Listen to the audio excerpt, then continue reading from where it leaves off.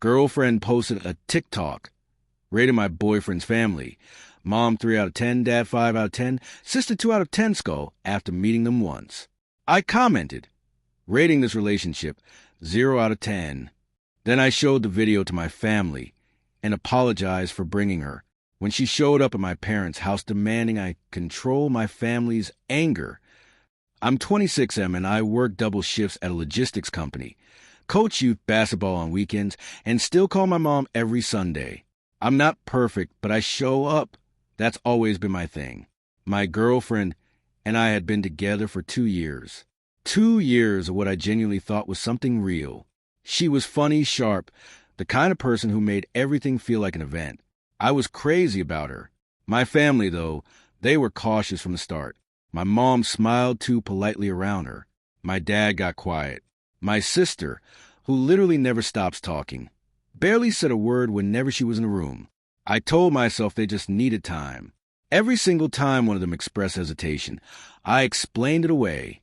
I stood between my family and my own gut feeling for 2 years and told everyone to be patient. 6 weeks ago, she met my family for the first time. Properly. Sit-down dinner officially. My mom cooked for 3 hours. My dad wore his good shirt. My sister made a playlist for the living room. They put in genuine effort. The dinner went fine. Not incredible, but fine. I drove home thinking maybe we'd turn a corner. 3 days later, my coworker taps me on the shoulder at lunch and says, "Hey, is your girlfriend on TikTok?" I said, "Yeah." He turned his phone toward me. 47,000 views. The thumbnail was her smiling. The caption said, "Rating my boyfriend's family after meeting them skull." I watched the whole thing standing in the break room with my sandwich still in my hand. She rated my mom a 3 out of 10, called her kind of overbearing, and said her cooking was very homemade. My dad got 5, said he seemed checked out, and didn't really have much to say. My sister got a 2. A 2. She called her, honestly, just a lot, and said she was the kind of girl who thinks being loud is a personality. She said all of this with a ring light on, a trending sound playing, and 47,000 people laughing in the comments. I didn't say anything out loud. I put my sandwich down, walked to the parking lot, and sat in my car for 11 minutes. I watched the clock. I don't know why I kept track of that, but I did. Then I opened TikTok, found the video, and left one comment, rating this relationship 0 out of 10. I turned my phone face down on the passenger seat and drove back inside to finish my shift. By the time I clocked out, my comment had over 6,000 likes.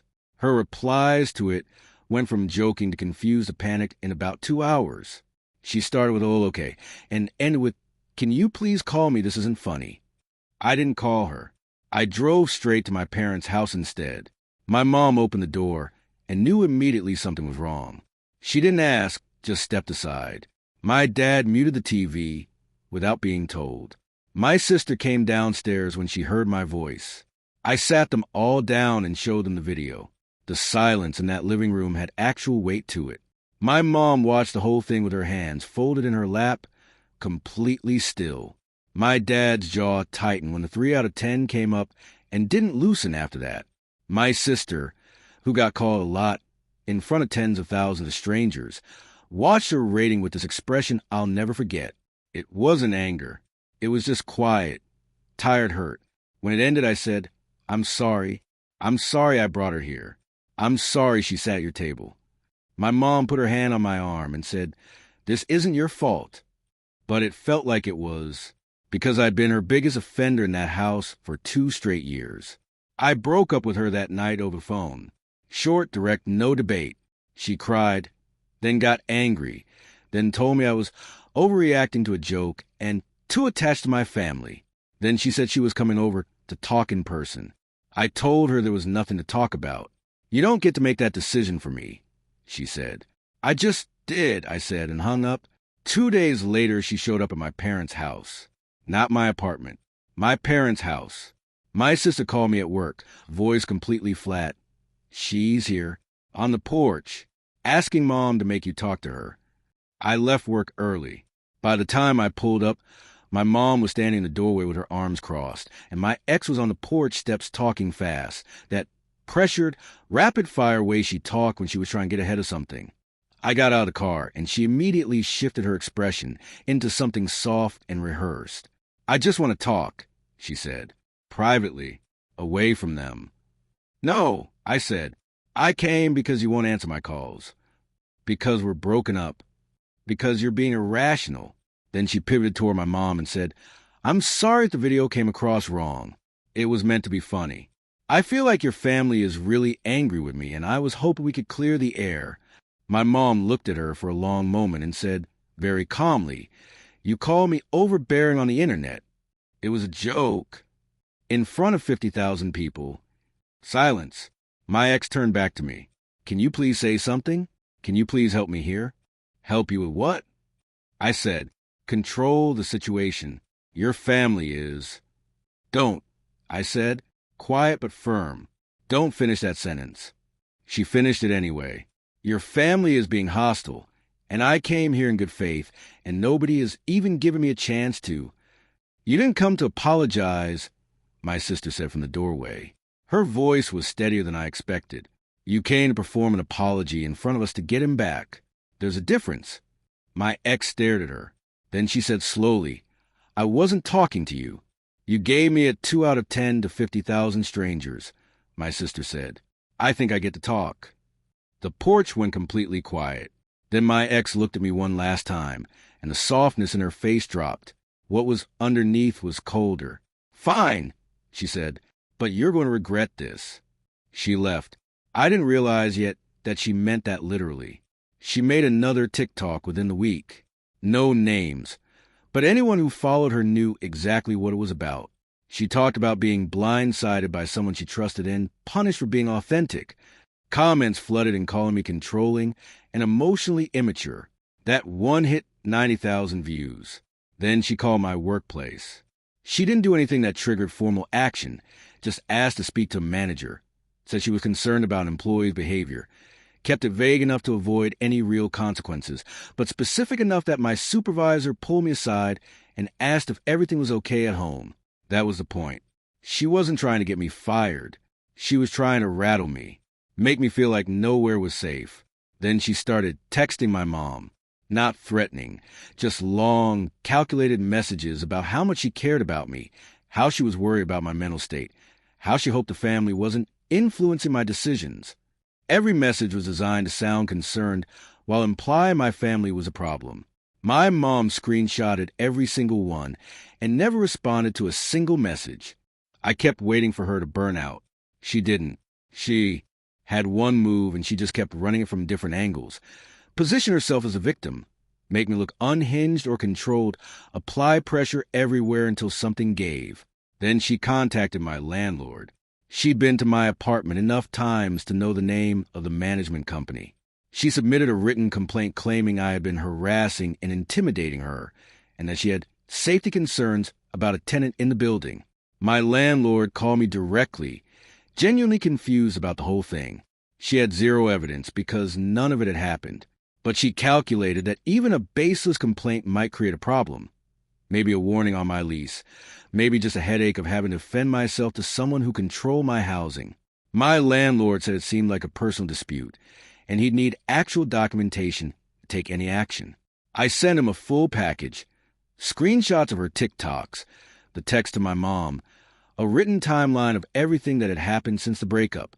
He closed the complaint within the week. But by that point, I was completely done being on the defensive. I want to be upfront about something. I'm not someone who goes looking for conflict, but I had watched this woman publicly humiliate my family, show up at my parents' home to manipulate the situation, contact my workplace to rattle me, and file a false complaint with my landlord to threaten my housing. There's a point where moving on isn't taking the high road. It's just losing. So I made a plan and I was patient about it. First thing I did was collect everything. Every TikTok, every text she sent my mom, the landlord complaint documentation, her employer's information. She worked at a mid-sized marketing firm and had talked about it constantly. So I knew exactly where. I didn't rush any of it.